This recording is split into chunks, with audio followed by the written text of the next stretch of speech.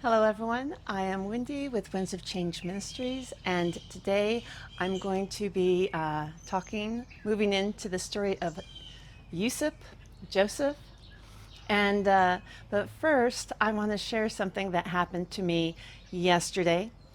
So I was preparing for Shabbat, Sabbath, and I don't buy and sell on the Sabbath, right? So I ran to the store before sunset, and it had been raining off and on all day.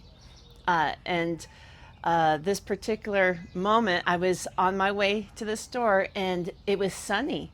There was rays of sun everywhere. Okay, it was sunny, but I was surrounded, like within a 15-mile radius of or more clouds, tall clouds all around. So it was just a little pocket of sunshine, like a 15-mile radius, and and the rain clouds, excuse me, and it started raining even and it started to rain even though it was sunny, and and it was actually raining. At first it just was a couple of sprinkles, no big deal, but by the time I got to the store, it was a good shower, and it was sunny. And uh and I, I love when that happens. It's very rare that that happens, but there's just kind of a magical feel when that happens, right? And so I got out of the car and I saw a beautiful double rainbow, and the one that was smaller was actually landed in the parking lot about 100 yards from me. Now, what did that mean? If I had moved towards it, it would have moved as well, right?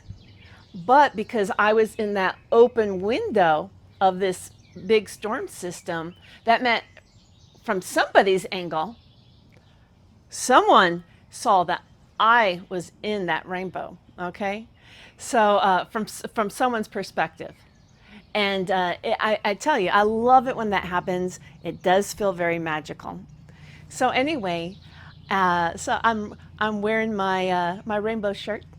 I've got a few. I like them. So anyway, um, and I've mentioned this a couple times over the course of the last month since I've been, sharing the manna from heaven, okay? These golden nuggets of wisdom and understanding of the Bible.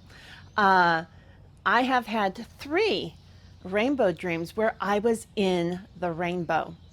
So that was pretty special, all right? And about a week ago, I received a message. It was like in the video. Someone said, when you start seeing your dreams come to life, then you know that you are becoming a master manifester. All right. And I have been seeing many, many dreams come to life, and I have many, many more yet to unfold. Okay, but today we're going to talk about the dreamer of dreams, the original master manifester himself, Yusuf, Joseph. Okay, so when he was young, he used to have dreams. In the first one, we see that there are a bunch of sheaves in the field, and they're all bowing down at him. And his sheath, okay, and this aggravated him because he felt, or the his brothers, because he shared it with his brothers. His brothers were aggravated because they were jealous. It's like, who the heck do you think you are? What makes you think you're so special? And and then in the second dream, there were it was the moon, the sun, and 11 stars were bowing down to him. All right, and again, even his father was like, "What? Am I and your mother and all your brothers supposed to bow down to you?" Okay, so he had that dream, and this was when he was young, like I think he was 17 or something along those lines. He was in his teens, And so before I move forward, once again, we've got the idea of the number 13, because you got the sun, the moon, and the 11 stars. Okay, add those all up together, it's the number 13. And so it should suggest that the nation of Israel would bow down to him. All right. Now, this really upset his brothers, and they were very jealous of him. So they decided to, they wanted to kill him. All right. And they plotted against him. And Reuben was the only one that defended him. All right. But unfortunately, Reuben had already lost favor with his father, because after Rachel passed away, he slept with her handmaid because he didn't want his father to get latched onto her. He wanted his father, which was the handmaid of Rachel, he wanted the father to get emotionally attached to his mother, which actually happened. It was Leah, who was buried with Jacob, Israel, in the cave, not Rachel. But there's of course symbolism related to that, because her spirit is linked to the house of bread. Okay, there's symbolism behind that. So anyway, yeah, she is the spirit of the Word of God. All right, that's what it symbolizes. Regardless, let's move forward. So Reuben was the only one who defended Yusuf, and he was like, "Hey, let's not kill him." I always get ahead of myself. So anyway, the guys were out in the field. There were a couple of small towns away, and the father said, "Hey, they've been gone for a while. Joseph, why don't you go look for your brothers?" So it was Jacob who sent Joseph to go look for his brothers, and they plotted against him. They threw him into a well that was empty, and left him there as they tried to figure out what they're going to do with him. And Reuben was trying to get them to just not actually kill him. He wanted him gone too. Okay. Well, actually, no. He was going to try to save him. He was going to try to save them. You get more information when you read Jashar. But anyway, regardless, he was just trying to bide some time and let these guys cool down. And he's like, "Hey, let's just pretend that we killed him. Let's pretend that we killed him." And they liked that idea. And as they were having this discussion, Joseph was actually recovered by the children of Ishmael. They found him, the descendants did, and these are kinfolk. These are like second cousins, all right? And instead of actually defending him or protecting him or saving, no, they sold him. They took him down.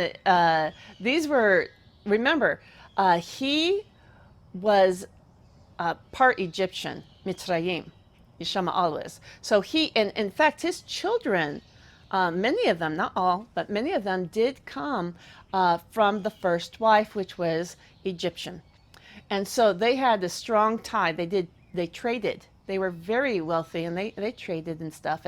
And they decided to go ahead and sell them, this guy down in Mitzrayim, Egypt. And while he was there, he got purchased by Potiphar. Okay. Anyway, he got purchased, and he was a very good-looking guy. All right, and it wasn't long before he elevated in ranks, because see, his father had him act as a supervisor. He was training him to be a supervisor of the family. Jacob was, and so he already had those skills. You know more about that in the book of Jashar. Okay. And And Yusuf was always ratting out his brothers for their misdeeds, okay? And there were reasons why they didn't like him. He was a little snitch. But he didn't like a riffraff. He didn't like silliness. And he ran a tight ship.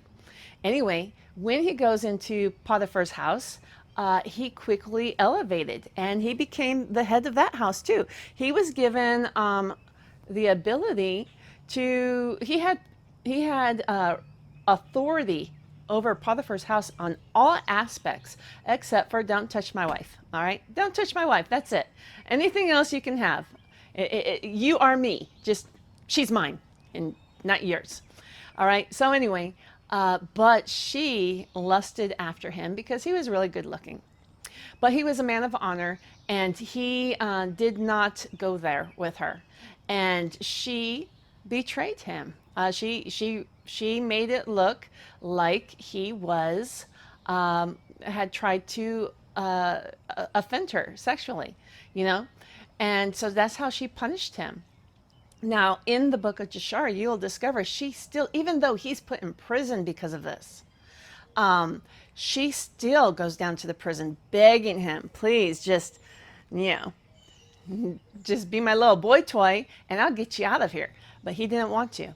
He would rather be in prison than to